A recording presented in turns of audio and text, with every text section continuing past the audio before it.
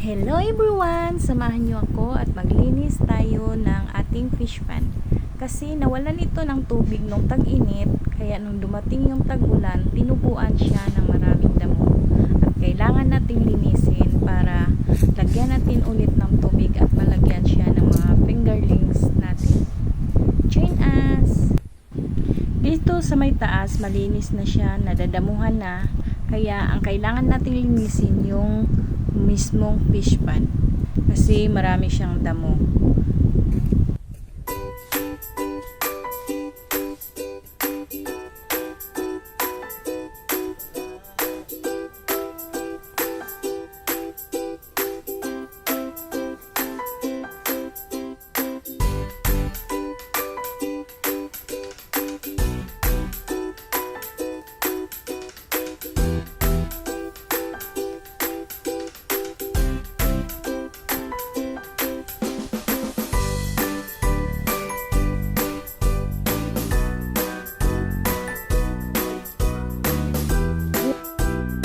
Kala ko man ano yun yan?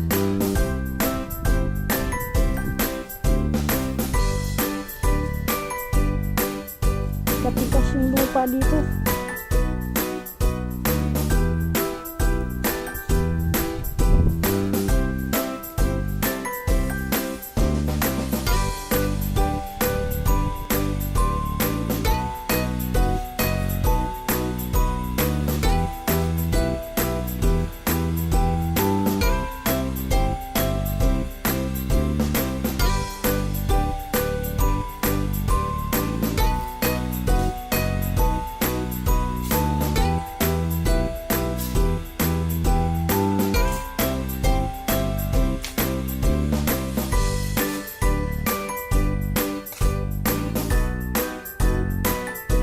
Dito, tapos na silang maglinis at dinagdagan na ng tubig at linagyan na natin yan ng fingerlings.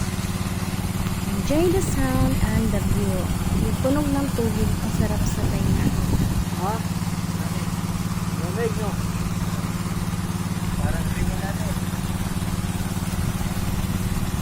Yan sa tubig, lulutan yung isda.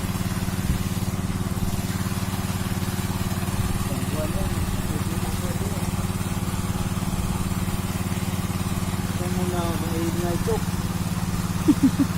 Yeah.